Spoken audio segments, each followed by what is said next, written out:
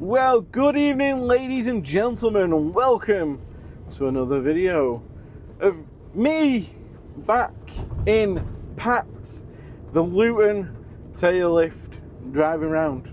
Am I doing a job? No, I am not. Have I done a job today?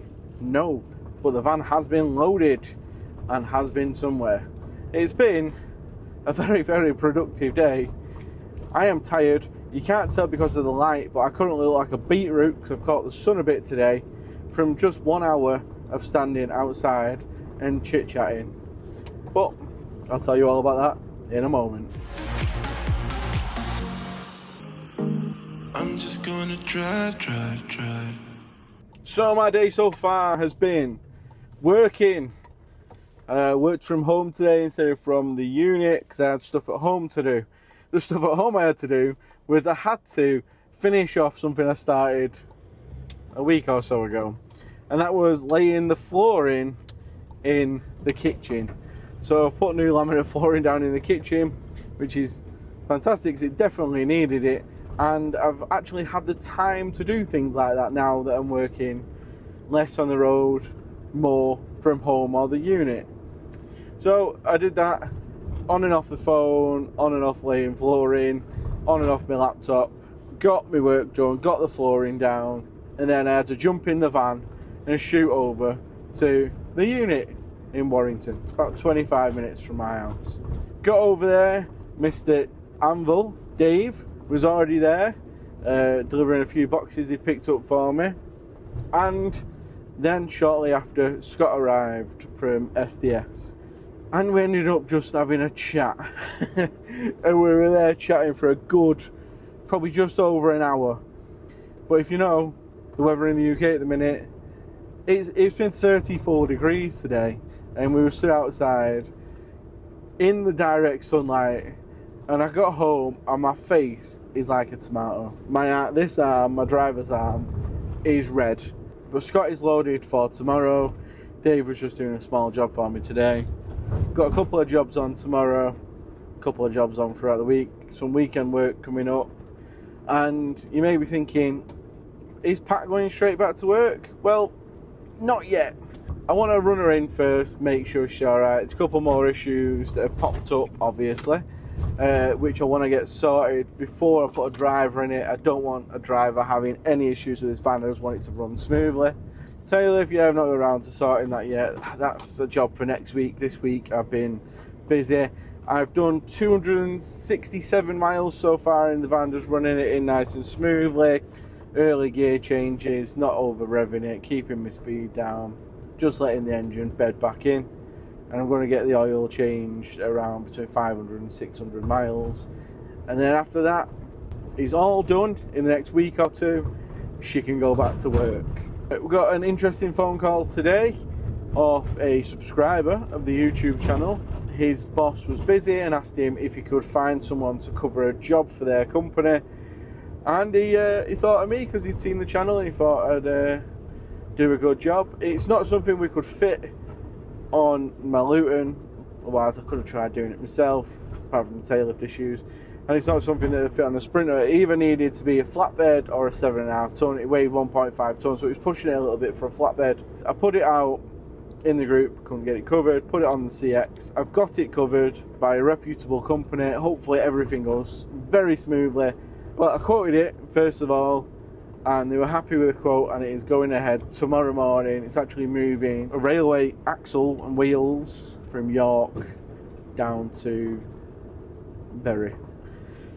So, very interesting one. I wish I could go and do it myself and I could film it and stuff like that, but unfortunately I can't. I've got other things to do tomorrow.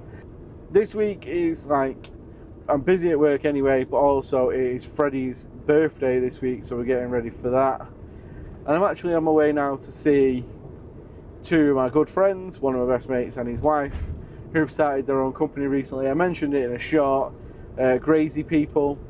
They do like graze boards and sweet treats and stuff like that. We actually ordered some food for Freddie's birthday through them. I'm very excited. Wifey absolutely loves the lemon drizzle cake. It was spot on, absolutely delicious. So we've ordered some of that. They quoted as a price, but it's a bit too cheap for my liking. I think the food definitely deserves more. I will leave a link in the description below if you're in the area. You could get some food organised for them for your wedding, for your christening, for your whatever do you want. Mwah. I've got a really, really big sweet tooth, me, so as you can probably tell, packing on.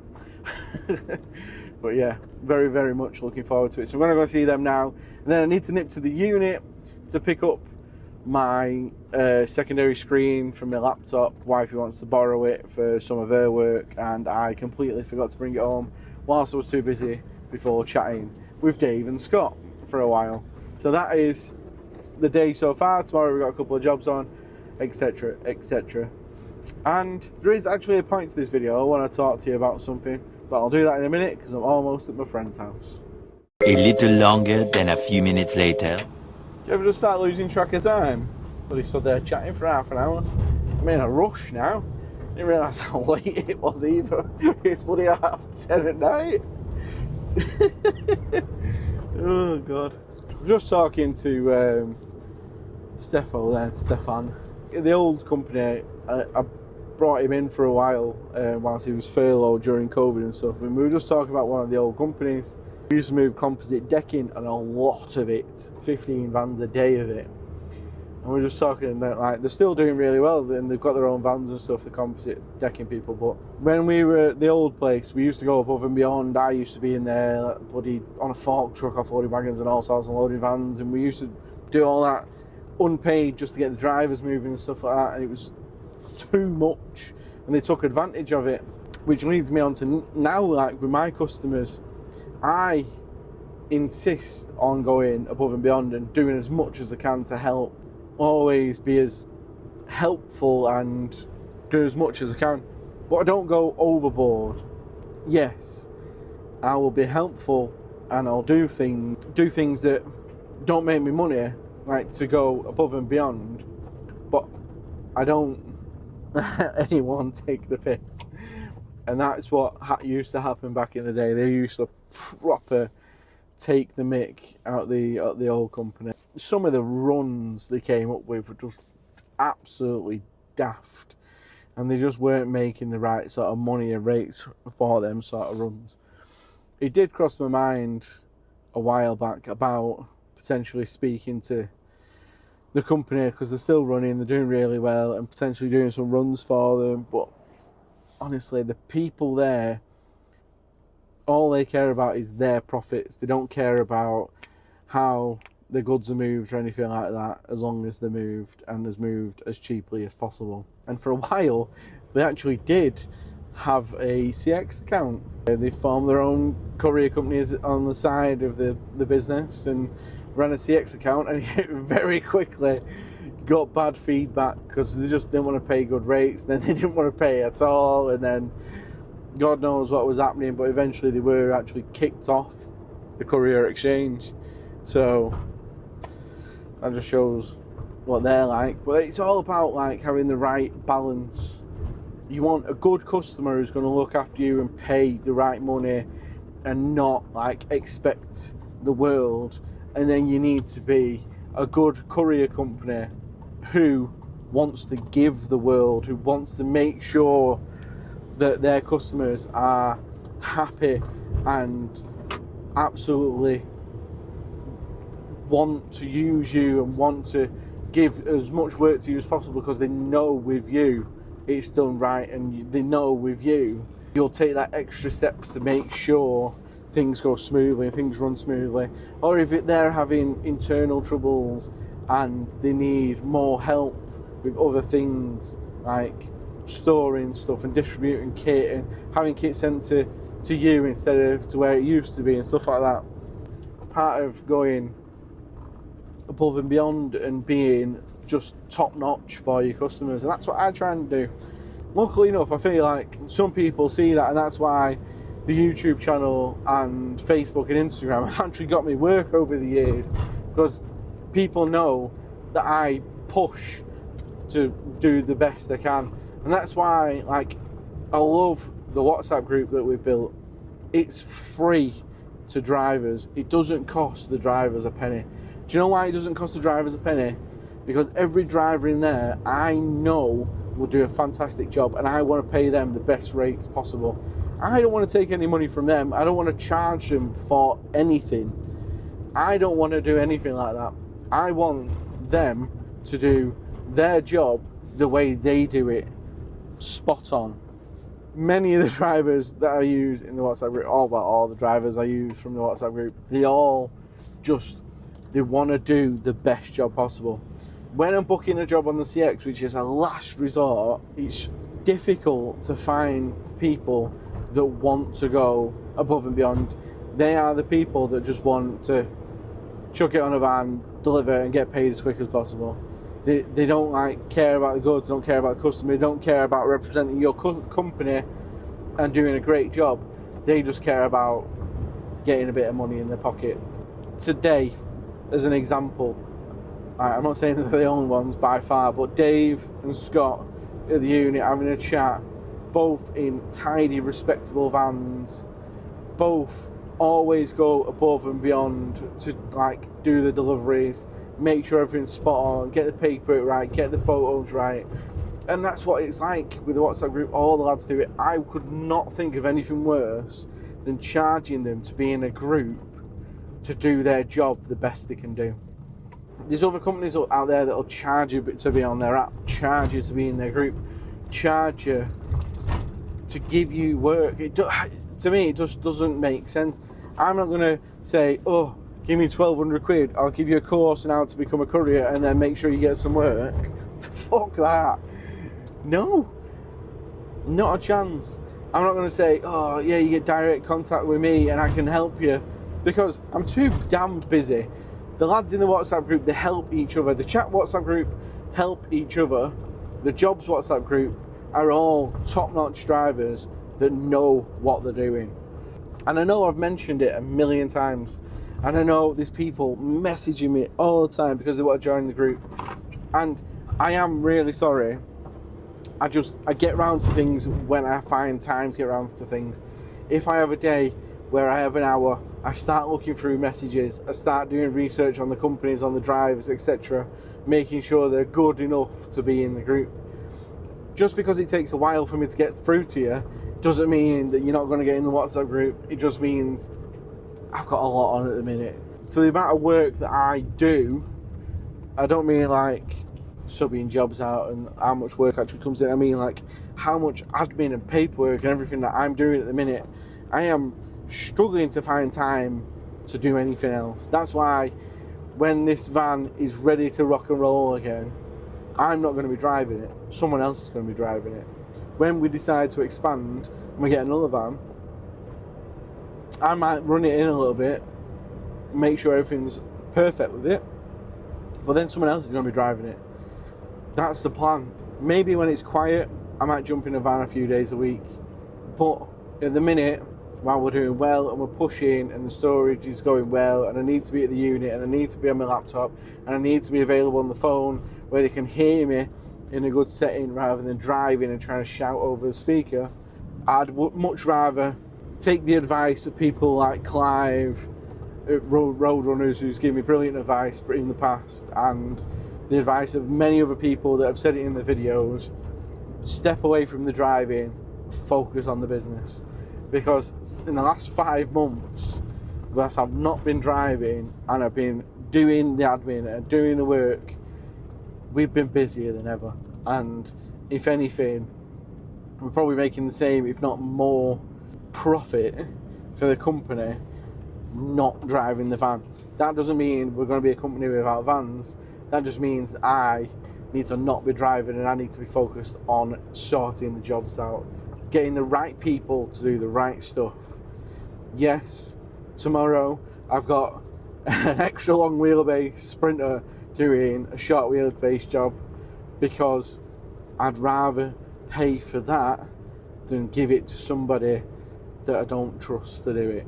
Also tomorrow I've got a Luton curtain side doing a medium wheelbase job because I know that the driver, Luke, is going to smash it and do a fantastic job. I love using people I know and I know are going to be reliable over trying to give it away to somebody for cheap money to make more profit. I would rather pay more, get less in, do more work with more reliable people. That's how I want to run my company. That's how I've been running my company for the last 4.5 years. And I know I've said it a few times now, but why on earth, if you're finding good, reliable drivers, would you charge them money to be part of your group, part of anything? In the background, I'm always trying to work on something new. I'm trying to currently work on a small free app for my drivers, for me to give them the job, so I don't have to put it through the courier exchange, so they don't have to be moved up to large fleet for no reason, apart from they're doing enough work to survive and grow their businesses. I'm trying to do that all the time, and I'm not going to charge anybody a penny for that. I would not feel comfortable charging good, reliable people money to work for me and do my work. To me, doesn't make any sense. Doesn't at all. And I have no issues with anybody out there who's doing paid apps and paid subscriptions and paid this and that. I just think it's something you should really rethink. Asking people for money so you can give them work so they can be reliable for you, I think it's wrong. You should be paying them the best rates you possibly can. You shouldn't be charging them a penny, especially if there's not guaranteed daily work. Definitely shouldn't be charging them anything. I need to go and open this gate to go into the unit. 3 hours later. Computer screen acquired. It's finally home time, and it's 5 to 11. It's been a long day, guys. A long day. The van should be back to work at the end of the month, I reckon. Maybe a little bit sooner, depending on when I can get the tail lift sorted and stuff like that. The main man, Jono, at Just Another Courier, who you've seen in one of my shorts recently, who's helped me out massively this week. He gets married tomorrow. Congratulations, mate. Very, very happy for you. See you in a few weeks for your due. Don't pay to be on an app or a subscription or for a course. Just go out there and work hard. I know a lot of people are struggling at the minute. August has been a bit quieter because of like school holidays and stuff like that. But just do your best. Do what you need to do. If that's work harder. Too many jobs if you're doing them on the courier exchange, because you'll be soon shifted up to large fleet. It is happening a lot because people keep posting it all over social media, like, oh no, it's just happened to me, oh no, now I'm paying $9,000 a year instead of 2,000, and yeah, a lot of people are being stung by the fair values policy. My opinion, it's not fair. And that is all. I did recently have an idea for a future video series. I want your opinion on it. You might all think I'm just mental because of the amount of money I've just spent on this van. There seems to be quite a lot of Sprinter chassis cabs going up for sale. Obviously cab with just the chassis, no body on it. And I was thinking of maybe like doing a YouTube build series of making like a bespoke van out of a chassis cab. Maybe a Luton, maybe a flatbed, just something nice looking to represent the company. Maybe even make it show spec, some lights, very clean, nice wrap or something. That will be expensive, and I've just spent enough money on this van, so it won't be coming soon. I just wanted to know what your thoughts were for the future. If you think it's a good idea, or even if you've listened this far into the video, let me know in the comments. We'll see about it in the future. Potentially. Could be fun. Building a bespoke van to suit my needs in the industry. Could be exciting. Let me know your thoughts, guys, in the comments down below. And that is all from me. Thank you for watching. Please like, subscribe, and I'll catch you on the next one. Bye-bye.